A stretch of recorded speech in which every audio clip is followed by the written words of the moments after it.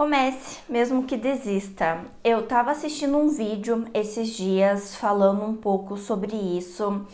E como eu comecei agora com atividade física, eu não quero fazer aqui toda uma história de que você precisa se exercitar, mas eu fiquei pensando um pouco sobre isso e como isso me influenciou, esse aspecto de começar, mesmo que eu possa desistir no meio do caminho.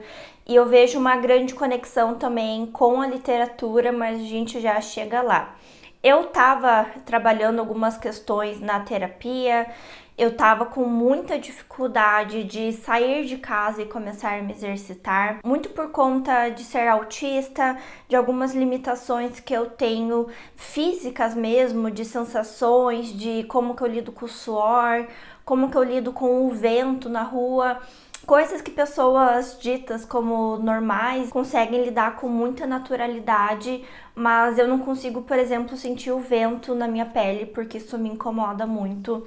Então é muito normal em casa eu usar até dentro de casa, usar um casaco ou usar blusas de manga 3/4, enfim, coisas com que eu diminua essa sensação. O suor é uma grande questão também.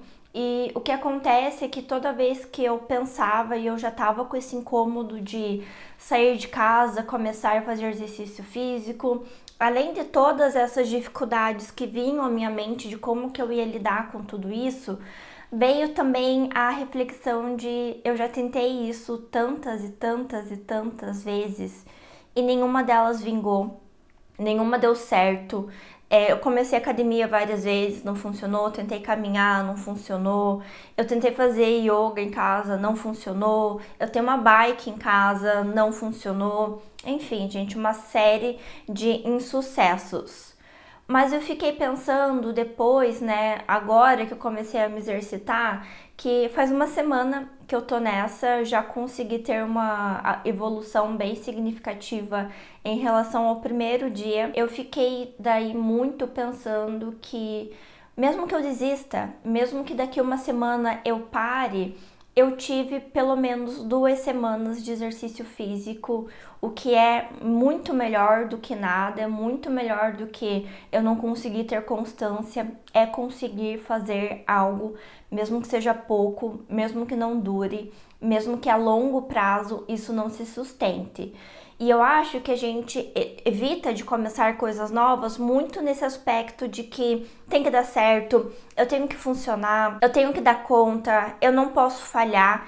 E quando a gente pensa da possibilidade da falha, a gente nem começa. Óbvio que cognitivamente ter sucesso é muito mais recompensador.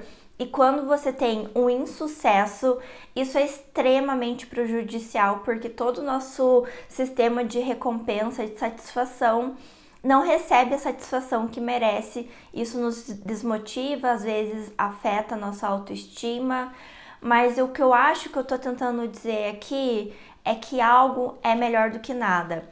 E esse medo que a gente tem de talvez existir, ele é muito paralisante e às vezes ele te realmente prende a tentar algo novo, a sair da sua zona de conforto, porque vai que não dá certo. Tantas coisas na nossa vida podem não dar certo, podem ser insucessos. Eu acho que a gente perde muito em nem tentar. Na minha situação específica, eu tinha realmente uma trava mental que eu só consegui avançar isso porque eu tô num super acompanhamento com psicóloga, nutricionista comportamental, psiquiatra, então eu tô com toda uma equipe multidisciplinar me atendendo para que eu conseguisse vencer algumas barreiras mentais. E eu não quero dizer para você que só te falta força de vontade, porque eu acho que esse é um discurso péssimo pra gente se ter, mas eu fiquei muito com uma sensação de que a gente prega peças na nossa mente e a gente se sabota sem a gente nem perceber. Eu fiz um vídeo aqui recentemente falando sobre o perigo da gente acreditar nas verdades que a nossa cabeça desenha pra gente, e muitas vezes essas verdades não são verdades verdadeiras, são coisas que a gente tira a conclusão, como eu mesma catastrofizando todas as sensações físicas que eu poderia ter saindo de casa, e muito do que eu escutei nessa semana, que eu fiz vários acompanhamentos, é de que eu posso ter controle sobre várias dessas variáveis, não todas, obviamente, mas sair de casa, conseguir mapear tanto as coisas que deram certo, quanto as coisas que não deram certo e adaptar. No dia seguinte, tentar conduzir isso de uma forma melhor. Eu estava incomodada de ficar carregando algumas coisas, comprei uma pochete para caminhar na rua, que daí eu consigo guardar meu celular, a chave de casa, porque eu tenho a maior parte das vezes ido sozinha. Eu tava incomodada com o suor escorrendo, então eu coloquei um top que ele é mais comprido, que daí ele absorve o suor, eu não tenho que ficar com aquela sensação de que eu tô pingando. Eu tava com um pouco de receio do percurso que eu ia fazer, então no primeiro dia eu fui com meu marido para entender como que seria. Então isso se chama estratégias cognitivas para a gente tentar romper essa barreira inicial, e a gente faz isso muitas vezes sem nem perceber. Então, estratégia cognitiva é quando você resolve ir no mercado em um horário que não tá tão cheio, porque você sabe que aquele monte de gente lá vai te incomodar, você vai se estressar, não vai conseguir caminhar com o carrinho dentro do mercado, as pessoas vão ficar esbarrando em você. Então, quando você modela o teu comportamento frente a uma situação que ela pode te causar desconforto, isso é estratégia cognitiva. Normalmente, pessoas autistas têm uma maior rigidez cognitiva em relação a isso. Se as coisas saem do planejado, elas rapidamente se desestruturam, e eu sou uma dessas pessoas. Mas pessoas ditas, neurotípicas, conseguem conduzir isso de forma mais tranquila. E eu fico então muito pensando que quando a gente se impõe algumas barreiras, a gente precisa racionalizar e trazer também essa sensação de que eu consigo ter controle sobre isso e eu tenho estratégias para diminuir esse desconforto. Muito do que eu estava ouvindo, e até um pouco dos profissionais que estavam me atendendo, estão me atendendo ainda, é de que a gente, quando se mexe, faz uma atividade física, a gente precisa se acostumar com o desconforto, e é um desconforto controlado. E eu acho que a gente tem essa construção social de que o exercício físico precisa ser realmente desgastante, ele vai ser ruim, mas como pessoas adultas a gente precisa fazer isso porque a gente precisa ter saúde, a velhice vai chegar, a gente precisa ter autonomia e todos os aspectos que a gente entende, como positivos. Eu acho que isso cria também muito uma resistência mental, porque quem é que quer se submeter a um desconforto, mesmo que ele seja controlado, A nossa cabeça, obviamente, vai tentar fugir isso, que nem o diabo foge da cruz. Então, isso eu acho que é algo que a gente cria socialmente e que nem sempre precisa ser assim, nem sempre precisa ser ruim. Então, eu acredito muito naquela premissa de que às vezes a gente só não achou o esporte ou a situação ideal para que a gente consiga ter um pouco de satisfação em relação a isso.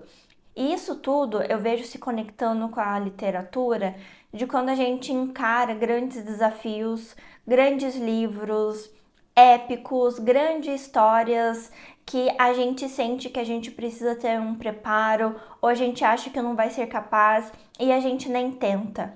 Então, eu tô tentando cada vez mais, pelo menos, ler as primeiras páginas de um livro que eu cognitivamente acredito que eu não darei conta, para que eu realmente tenha a noção, tire a prova real de qual será a minha real dificuldade.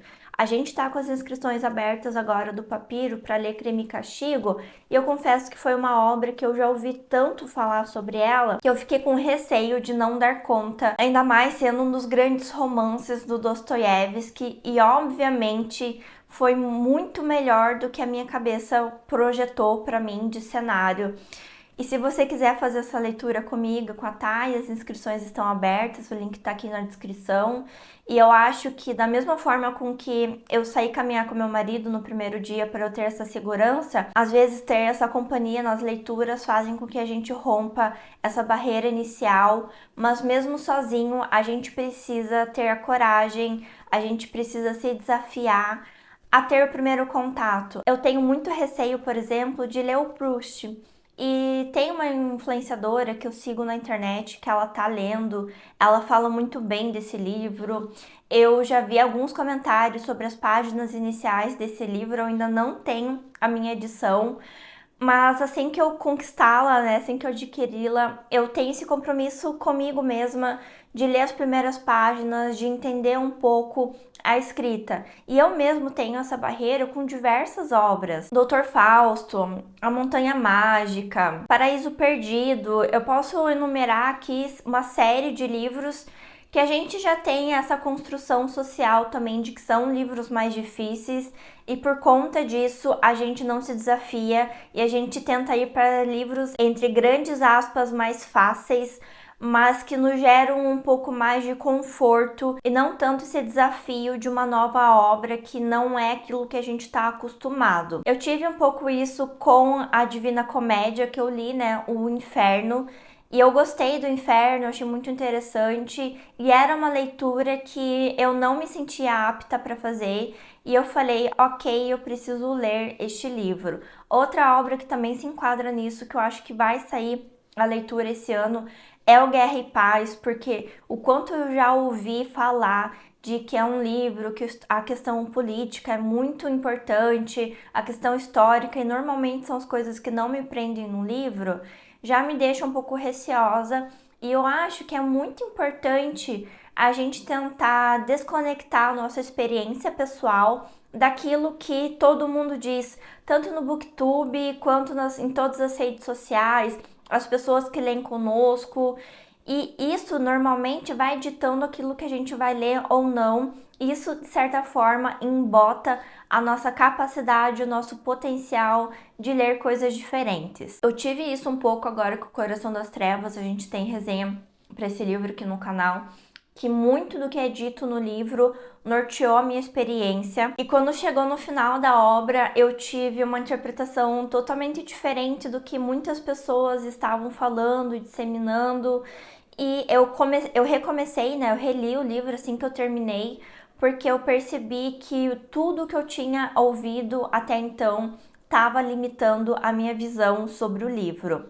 Eu vejo que a minha tendência é cada vez menos fazer resenhas aqui no canal, porque eu acho que eu não acredito muito mais nesse modelo de conteúdo exatamente por esse aspecto de sim, é importante disseminar aquela vontade de ler o livro, quanto que o livro é interessante, mas a gente acaba criando, de certa forma, algumas prerrogativas que vão influenciar e muitas vezes podem limitar, como limitou a minha experiência com o livro, e vai criando vários estigmas e preconceitos que quando a gente chega na obra a gente acaba não se abrindo para consumir e ver outros pontos de vista, a gente vai com um olhar muito mais direcionado e nem sempre isso é bom. Então, gente, em resumo, eu acho que é muito importante a gente tentar racionalizar aquilo que a nossa mente nos diz. Se a gente desistir, se a gente pegar um livro, ler o primeiro capítulo, as primeiras páginas e sentir que não fluiu, que ainda não é o momento, tá tudo bem, mas você teve a sua própria experiência e você não teve uma experiência que é ditada por outras pessoas e que não necessariamente vão dizer respeito àquilo que você pode aproveitar de um livro. Eu acho muito insano pensar isso, como a influência, ela pode ser muito positiva, mas a gente precisa distanciar do que é influência de alguém que a gente gosta, que a gente confia na interpretação, na leitura. Eu sei que é super comum a gente apoiar, né, as nossas escolhas literárias em pessoas que principalmente entendem o nosso gosto, né? Eu volta e meia, eu comento em algum vídeo de pessoas que me acompanham também. Você que conhece meu gosto literário, você acha que esse livro vai funcionar? E óbvio que é importante considerar essas informações, essas opiniões, mas não nos limitar a elas e assumir que elas são a maior verdade possível.